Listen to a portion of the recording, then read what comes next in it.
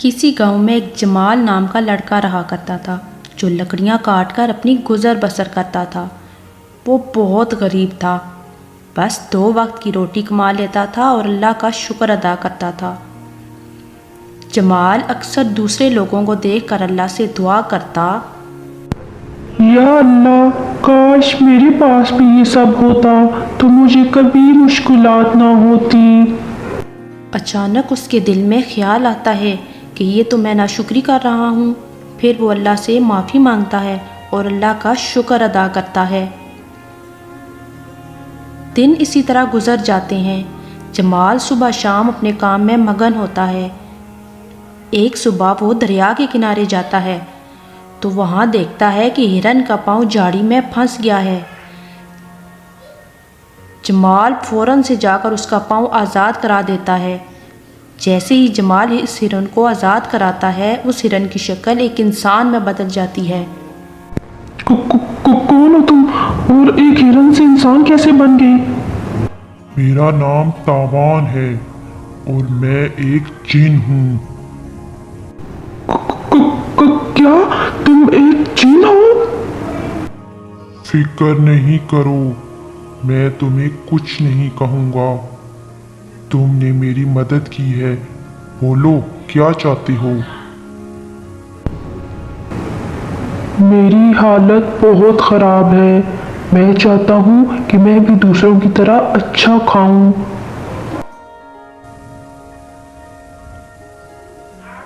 जमाल, मैं तुम्हें एक हांडी देता हूँ, तुम जो चाहोगे वो ये तुम्हें देगी।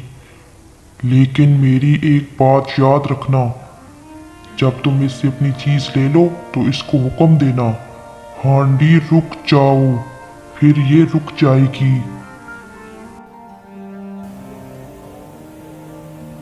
जमाल खुशी से हांडी अपने घर ले आया। जैसे ही वो घर पहुंचा तो उसको बहुत सख्त भूख लगी हुई थी। उसने हांडी को हुक्म दिया, प्यारी हांडी, मुझे चावल बना दो। बस ये सुनना था कि हांडी ने जल्दी से चावल दे दिए और जमाल ने पेट भर कर खाया। इसी तरह दिन गुजरते गए। जमाल ने अपनी ज़रूरत की हर चीज़ हांडी से ले ली और उसके अपने घर के हालात बहुत बदल चुके थे। वो अच्छा खाना खाने लगा और अच्छे अच्छे लिबास पहनने लगा। कुछ लोग जमाल की इस हालत से बहुत ज़्यादा खुश थे और वहाँ कुछ लोग उससे बहुत ज़्यादा हसद भी करने लगे। एक लड़का असद भी था जो जमाल की इस हालत से बहुत ज़्यादा जेलस था। आखिर जमाल के हाथ ऐसा कौन सा खजाना लग गया है।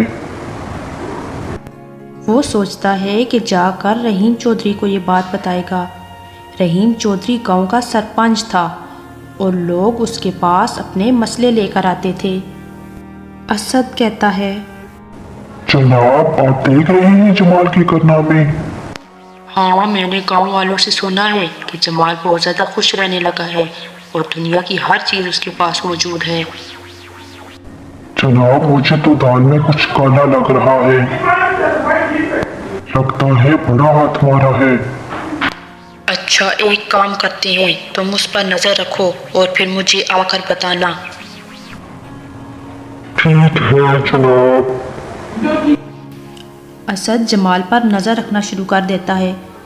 एक दिन वो जमाल के घर के पास खड़ा था कि उसने खिड़की में से देखा जमाल अपनी हांडी को बोल रहा था कि मुझे अच्छा खाना बना के दो, और हांडी में से गरम गरम खाना बाहर निकल रहा था। असद ने जल्दबाजी में ये नहीं देखा कि हांडी को हुक्म देना पड़ता है कि हांडी रुक जाओ, वरना वो चलती रहती है। वो फौरन चौधरी साहब के महल के पास पहुंच जाता है।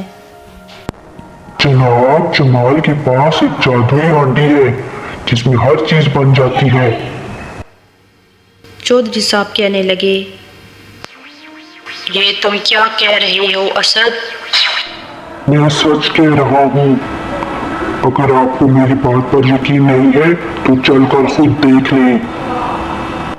चौधरी साहब ने फौरन अपने कुछ लोग भेजे जो जमाल की गैर हाजिरी में वो हांडी उठाकर ले आए।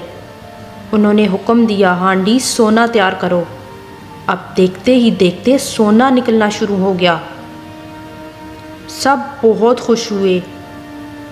हांडी रुकने का नाम ही नहीं ले रही थी।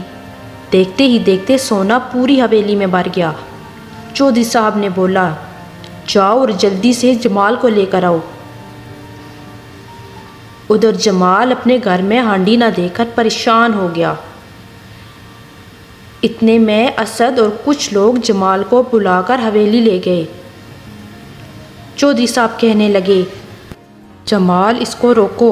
जमाल जल्दी से बोला, प्यारी हांडी रुक जा। हांडी रुक गई। सबकी जान में जान आई। लेकिन ये क्या, हांडी में से तो एक बुजुर्ग बाहर आ गए और कहने लगे, तुम्हारे गांव में जमाल की तरह के कितने गरीब लोग हैं।